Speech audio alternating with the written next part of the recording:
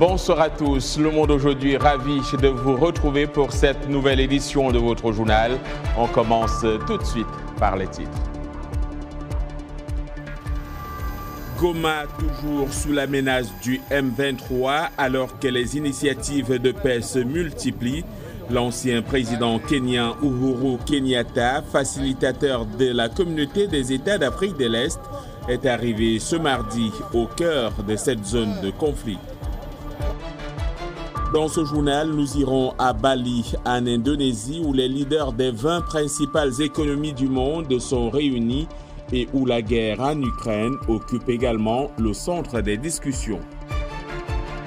Et notre série de reportages sur la Coupe du Monde nous conduit ce mardi au Sénégal, où l'inquiétude gagne les esprits.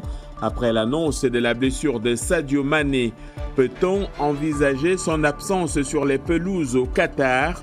Nous suivrons les réactions recueillies par notre correspondant à Dakar.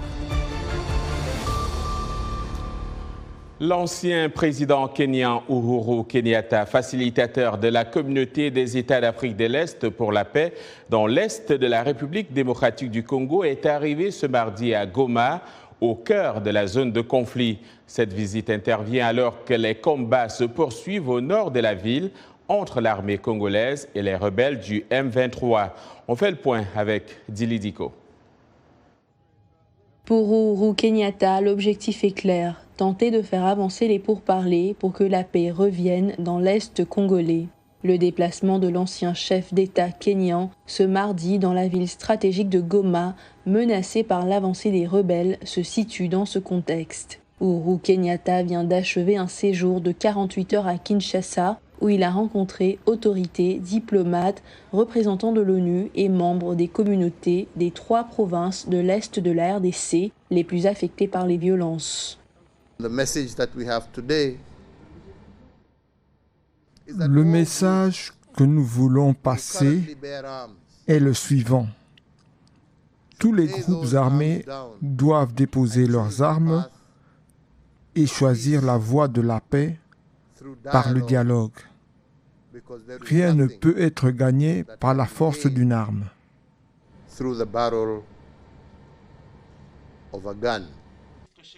Lundi soir, devant la presse, Uhuru Kenyatta a déclaré que les groupes armés locaux doivent rejoindre un processus politique et les groupes étrangers doivent comprendre que la RDC n'est plus le champ de bataille pour des problèmes qui ne sont pas de ce pays. Il a ajouté que les populations sont accablées par le conflit.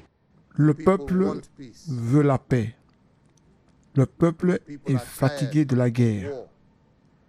Des milliers de personnes sont mortes et beaucoup d'autres ont été déplacées à l'intérieur du pays. Depuis que les combats ont repris, le gouvernement de la RDC refuse de dialoguer avec le M23. Il qualifie le mouvement du 23 mars de terroriste soutenu par le Rwanda. Kigali conteste et accuse en retour l'armée congolaise de collusion avec des rebelles hutus rwandais implantés en RDC depuis le génocide des Tutsis au Rwanda, ce que refute également Kinshasa. Les efforts de Uhuru Kenyatta visent à préparer la prochaine session de pourparlers de paix sur la situation dans cette région de la RDC le 21 novembre à Nairobi. Et pendant ce temps au Nigeria, il y a quelques 3 mois de la présidentielle du 25 février, la Commission électorale nationale indépendante craint que les attaques ne s'intensifient. La Commission dit avoir enregistré une 50aine d'attaques liées à l'élection au cours du seul premier mois de campagne électorale. Des inquiétudes partagées par beaucoup de Nigérians. Le reportage de Gilbert Tamba à Abuja. Malgré les assurances du président Muhammadu Buhari et des chefs des services de sécurité qu'il n'y a pas lieu de s'alarmer des menaces à la sécurité des élections de 2023, les Nigériens se disent toujours préoccupés.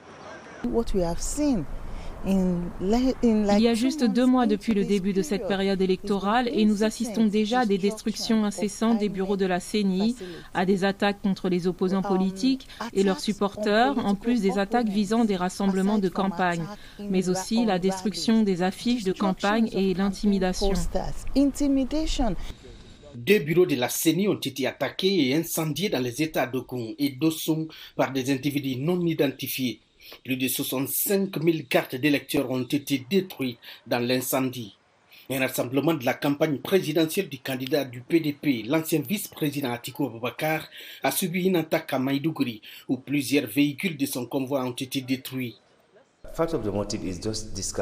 L'une des raisons de ces violences est juste l'erreur de calcul que certaines personnes ont faite, sachant qu'elles ne gagneraient pas les élections. Donc ces gens choisissent de se lancer dans la violence électorale, l'intimidation, le harcèlement et autres. Mais je crois que si les agences de sécurité travaillent ensemble avec les communautés, elles pourront identifier les auteurs de ces hostilités dans notre pays.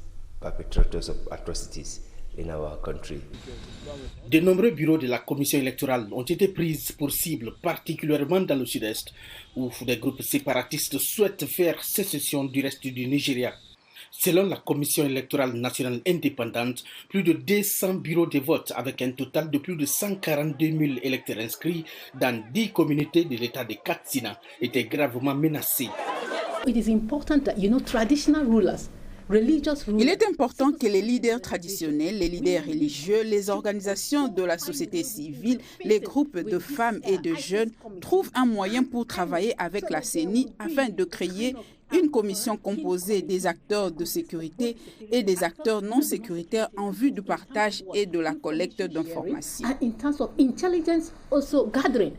Le mois dernier, l'ambassade des États-Unis a évacué tout le personnel non essentiel d'Abuja, invoquant un risque élevé d'attaques terroristes dans la capitale.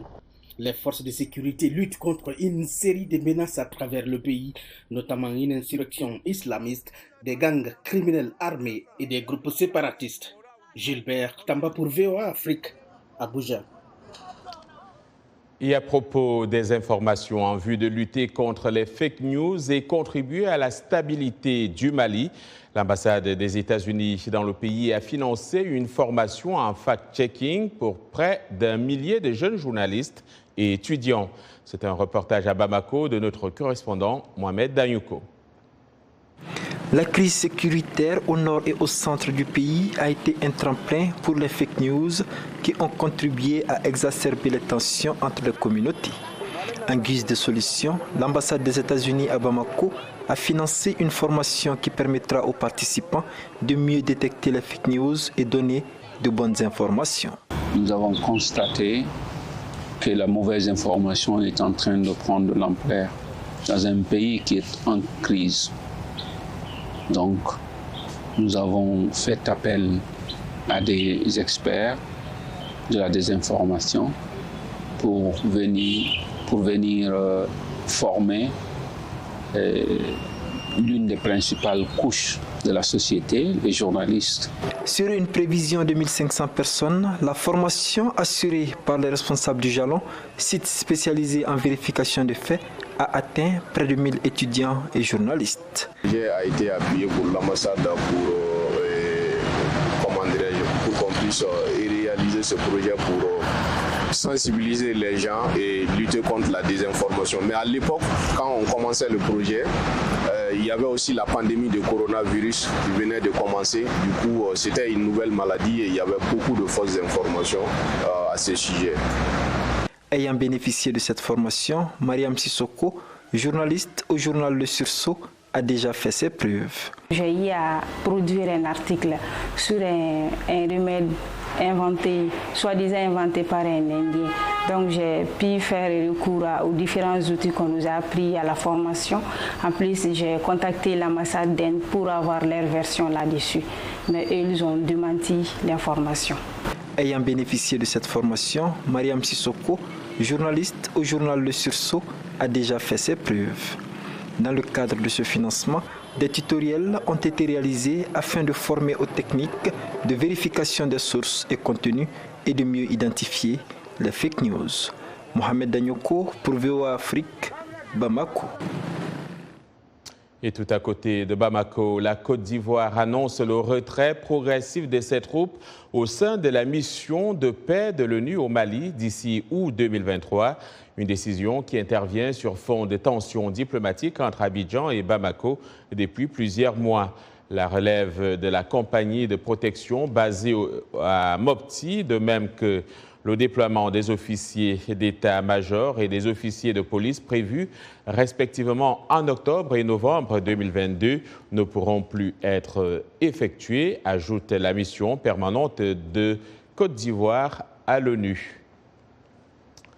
Faire la paix avec les rebelles du Tigré est nécessaire pour ne pas compromettre le développement de l'Éthiopie, a expliqué aux députés le Premier ministre Abiy Ahmed qui appelle au respect des promesses de l'accord de paix signé à Pretoria. Il appelle à la mise en œuvre scrupuleuse des promesses faites et ainsi rendre la paix durable. L'accord signé le 2 novembre à Pretoria doit en principe mettre fin à 2 ans d'une guerre meurtrière dans le nord de l'Éthiopie. Les dirigeants des 20 principales économies du monde, le G20, sont réunis à Bali, en Indonésie, pour leur sommet, alors que la guerre en Ukraine continue de diviser leur pays. Le point avec Lionel Gaïma. À l'issue du sommet de Bali, une déclaration qui sera signée par la plupart des leaders du G20 condamnera fermement la guerre que mène la Russie en Ukraine, a assuré un haut responsable américain s'exprimant sous anonymat. Elle montrera que les pays membres perçoivent la guerre russe en Ukraine comme la cause principale de l'immense souffrance économique et humanitaire que vit le monde, a ajouté le même responsable.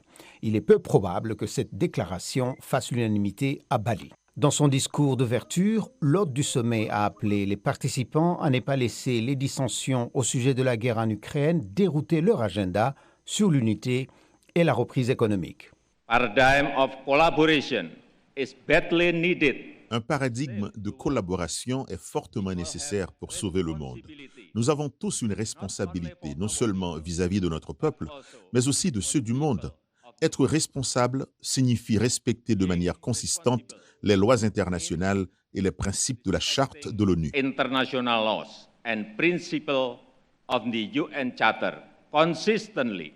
Le président ukrainien s'est lui aussi adressé au sommet du G20 par liaison vidéo.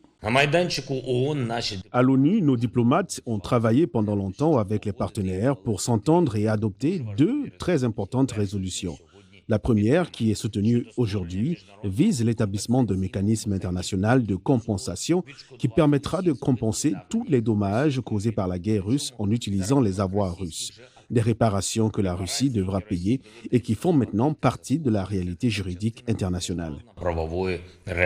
Le président russe Vladimir Poutine ne participe pas au sommet. Son chef de diplomatie, Sergueï Lavrov, qui se trouvait dans la salle, dira plus tard à la presse que l'Ukraine refuse de s'engager dans des pourparlers de paix tout en proposant des conditions irréalistes pour la paix. Dans un tweet, le président français Emmanuel Macron a écrit que son homologue chinois Xi Jinping et lui ont appelé au respect de l'intégrité territoriale de la souveraineté de l'Ukraine. Nous devons nous opposer fermement à la politisation, à l'instrumentalisation et à la militarisation des problèmes alimentaires et énergétiques, a déclaré le président chinois Xi Jinping dans une critique voilée de la Russie. La course contre la montre est engagée à Sharm el-Sheikh, en Égypte, pour tenter de trouver un accord avant la clôture vendredi de la COP27, la conférence mondiale sur le climat.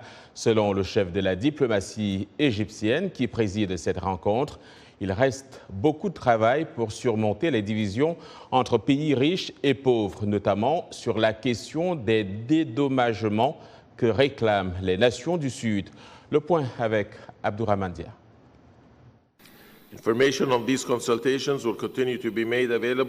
C'est la dernière ligne droite avant la clôture de la COP27 et les délégations mettent les bouchées doubles pour parvenir à un accord, notamment sur le respect de l'objectif de limiter la hausse du réchauffement de la planète à 1,5 degré d'ici 2035 et surtout sur l'épineuse question des pertes et dommages. Mais on est loin d'un accord.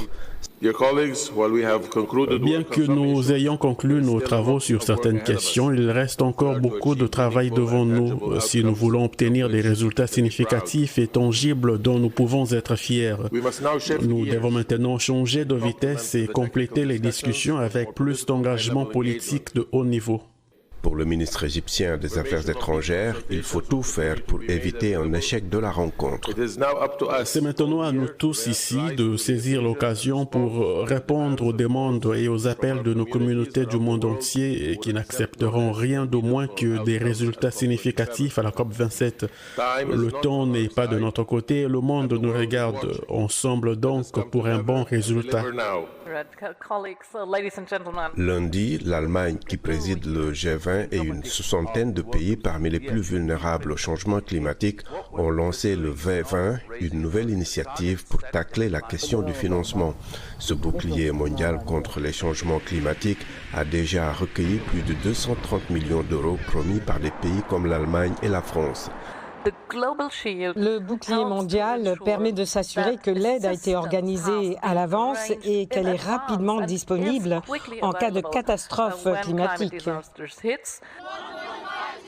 Cette initiative a déjà été accueillie avec prudence par les activistes, d'autant plus que les pays riches ont du mal à respecter leur engagement de porter à 100 milliards de dollars par an l'aide contre les émissions et les impacts climatiques, d'où l'urgence de parvenir à un accord à Sharm el-Sheikh.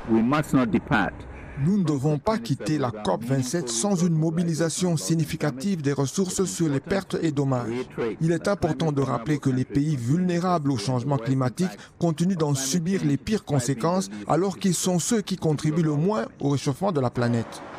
Le V20 estime que les dommages causés par le climat aux économies de ses membres se situent à 525 milliards de dollars depuis l'an 2000.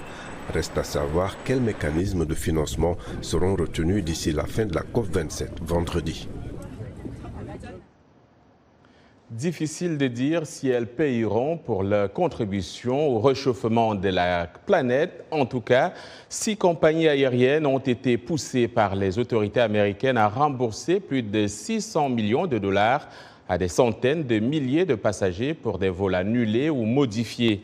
C'est ce qu'annonce le ministère américain du Transport pour avoir traîné des pieds. Frontier, Air India, TAP Portugal, Aeromexico, El Al et Avianca ont été parallèlement soumises à des amendes pour un montant total de plus de 7 millions de dollars, a ajouté le ministère dans un communiqué publié lundi soir. Vous regardez Le Monde aujourd'hui en direct de Washington DC sur VOA Afrique. L'information vous revient dans un instant.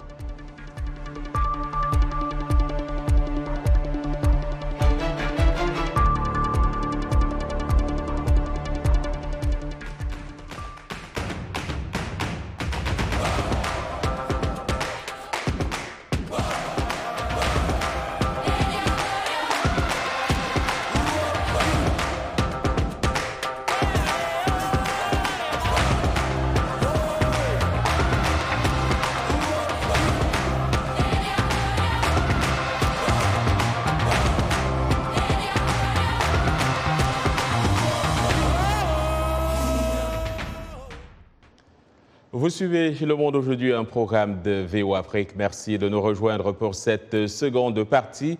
Nous émettons en direct de Washington, D.C. Comme nous, vous avez déjà les cœurs et les yeux vers le Qatar.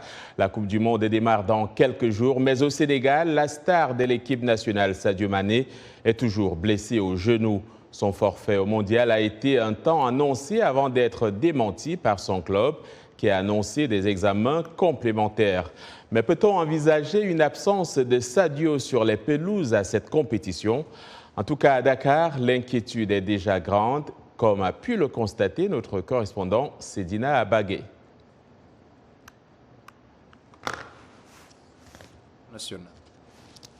En dehors 2022, Sadio Mané est au zénith de sa carrière. Considéré comme l'âme de l'équipe nationale du Sénégal, le joueur natif de Bambali est impliqué dans plus de 50% des buts de l'équipe nationale quand il joue. Son absence éventuelle pour la Coupe du Monde laisse le sélectionneur national amer. Ce n'est pas quelque chose de mince pour un entraîneur, pour l'équipe, je dirais même pour le football africain. Aujourd'hui, on n'a pas envie d'y penser, mais forcément, on est obligé d'anticiper au cas où Sadio Mané serait absent. Mais pour l'instant, comme je vous l'ai dit, on a encore le temps devant nous.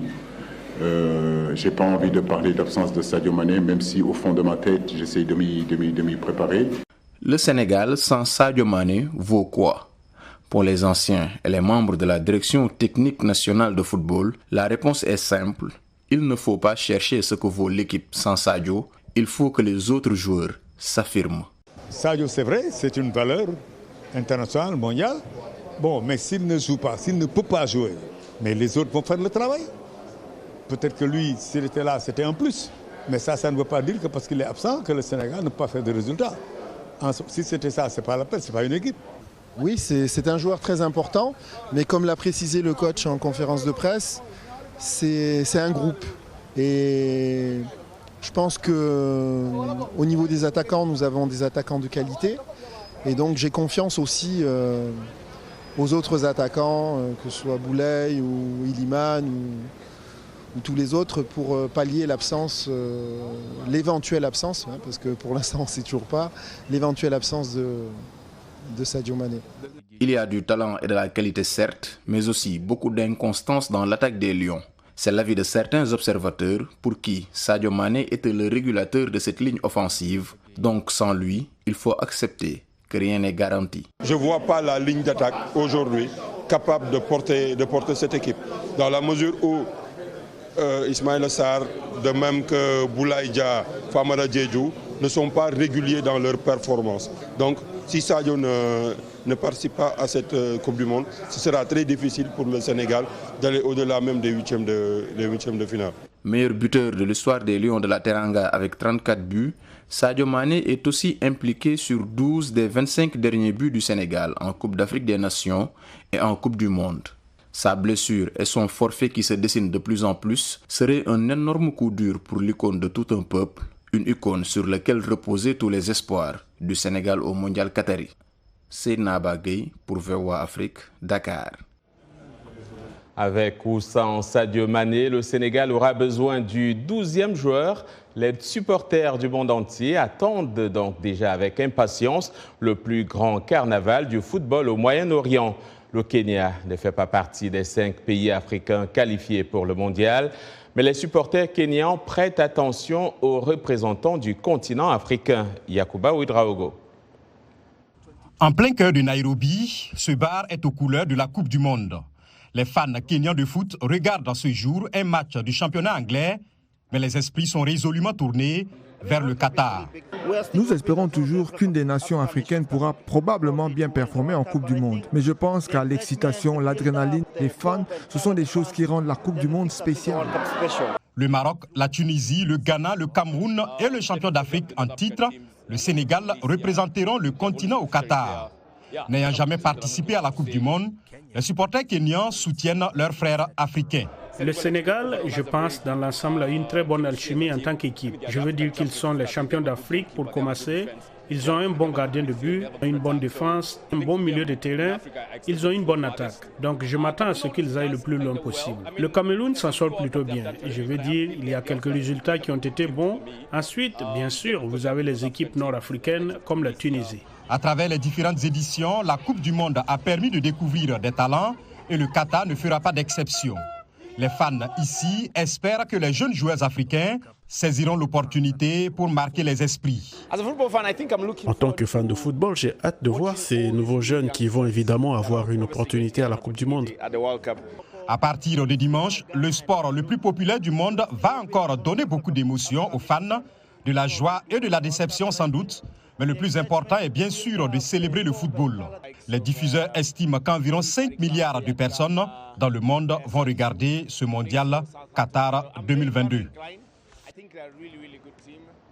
On parle football bien sûr, mais aussi économie et révolution industrielle. Donc, les économistes s'accordent à dire que la 4e révolution industrielle portée par la technologie a le potentiel d'améliorer le niveau de vie de la grande majorité des populations. En Afrique, si les vocations du secteur de la technologie fait généralement penser aux pays comme le Nigeria, le Kenya, l'Égypte ou encore l'Afrique du Sud, une poignée d'entrepreneurs de pays moins connus font de leur mieux pour placer leur nation sur la carte mondiale des innovateurs. C'est le cas notamment d'Andrea Koumato, fondateur de Mososouk, une plateforme de e-commerce qui opère au Tchad. Début novembre, il s'est rendu à Lisbonne, au Portugal, présenter son projet au Web Summit. Il s'est entretenu avec Koi Goyinga et Maïra Fernandez, nos envoyés spéciaux à ce sommet. Mososouk.com est un écosystème d'applications de e-commerce qui connecte les vendeurs et les acheteurs au Tchad avec un service de livraison à domicile. Donc Mososouk, ça vient de deux mots. Mosso en langue gambaye parlé majoritairement dans le sud du Tchad qui veut dire commerce et souk en arabe parlé majoritairement dans le nord du Tchad qui veut dire marché. Donc Mososouk permet aussi de montrer la diversité de notre pays, le Tchad, et toute la diversité culturelle, la diversité aussi ethnique de notre pays. Le Web Summit est un sommet que j'avais toujours voulu participer. C'est l'un des plus grands sommets de la technologie au monde. Venir ici a été vraiment des moments d'apprentissage, des moments de réseautage et des moments aussi d'opportunité. Mes attentes ont été particulièrement aussi de chercher aussi des investisseurs pour notre jeune start-up.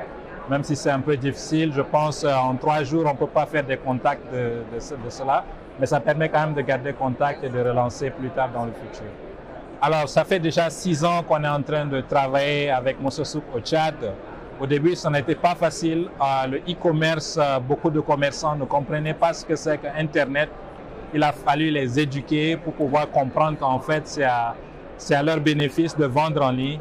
Je me rappelle d'un commerçant, quand on le prospectait, il était catégorique, non.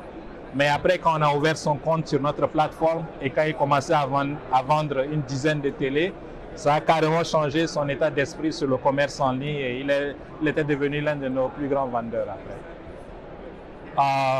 Le plus grand problème en Afrique, je pense qu'il n'y a pas vraiment un cadre où la politique, les entrepreneurs, en tout cas la société civile viennent échanger et parler d'avenir. Je pense qu'organiser des événements comme le Web Summit en Afrique peut vraiment accélérer, je dirais, la transformation numérique, peut vraiment aussi créer le cadre nécessaire pour que tout ce beau monde se retrouve pour vraiment amener un développement, je dirais, plus rapide avec les technologies en Afrique. Et certains de vous nous suivent justement en ligne grâce à la technologie. Le Monde aujourd'hui, fin de cette édition. Au nom de toute l'équipe, je vous dis merci de l'avoir suivi. Demain est un autre jour. D'ici là, passez une excellente soirée.